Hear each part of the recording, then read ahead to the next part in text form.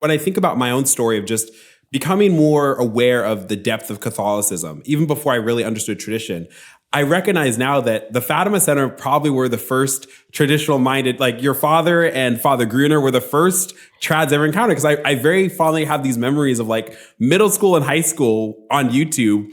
And I remember like Father Gruner giving some conversation about Fatima and something about the SSPX. That was the first video I'd ever really heard about something like the SSPX or just, any of these like kind of trad ideas that are out there now. So it's kind of weird. Like when I met you and we were hanging out and I was like, Vennari, and it like put it together, but just how cool it is. So what was it like kind of growing up in a household that, where a lot of people like kind of went along with the changes, even if they were, in their hearts, traditional, more minded? What was it like actually growing up to a household that was really counterculture for all the rest of the 20th century and into our time?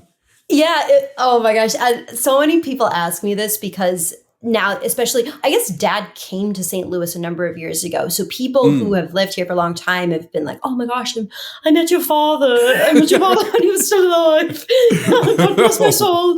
Wow. But it was just Dad. Like we grew up in a family where it was just Dad. And we knew he was a big deal because we would be at all of the conferences and people would come up and they would want to talk to him. And there'd be a line to talk to my dad, which was crazy because he just lived upstairs in our house. Yeah. I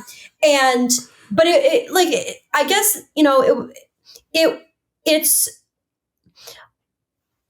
I don't know. It's funny. We have, because the thing is that I think like when you revert to Catholicism, you're like, oh my gosh, I need God, or there's something missing in my life, or I've been sinning and I need to, whatever it is.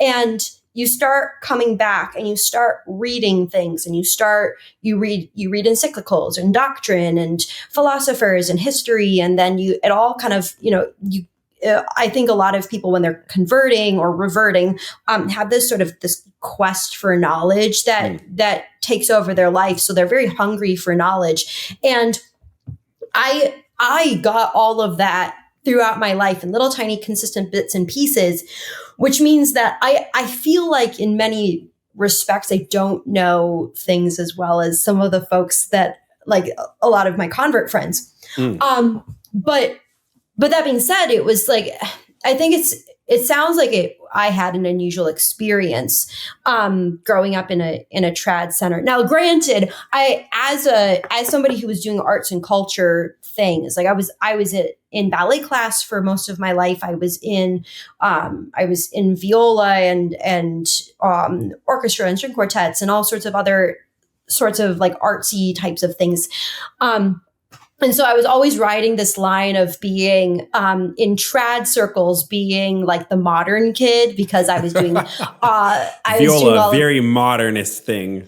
Well, right. Well, it's also more like the some of the people at our church where I grew up did not like the fact that we would put leotard and tights on once or twice a week, or more than that. Oh my gosh. So I have this like batch of I didn't really fit in with the kids that were at my church, who were like a lot of country folk and did things like 4-H and raising rabbits and had their own sort of like insular community, raising alpacas. I still think we would have been friends, by the way. But yeah, I did all that country fad stuff. You might have been an outlier.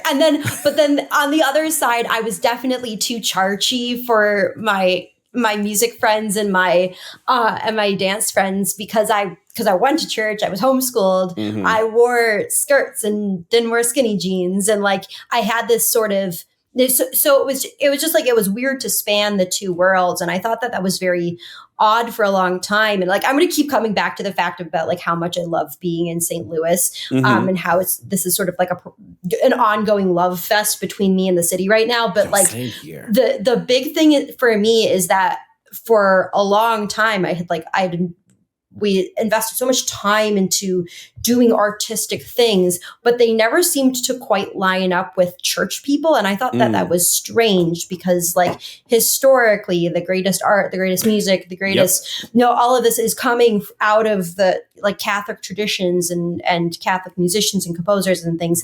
And I was just like, how is it that I have this skill set that just like seems to be so far away from the church. And now that I'm here, it's all, especially with the Institute, there's so much artsy stuff. Like my office, I'm in fundraising, but my office is across from the music teacher or the music director here. Yeah. So like, even though I'm not even though I myself am not doing as much music as I used to, I still have a space where I'm regularly listening to kids working on like singing and piano and things like that I like remember growing up. So there's like a part of my childhood that's like, it feels much more holistic being out here.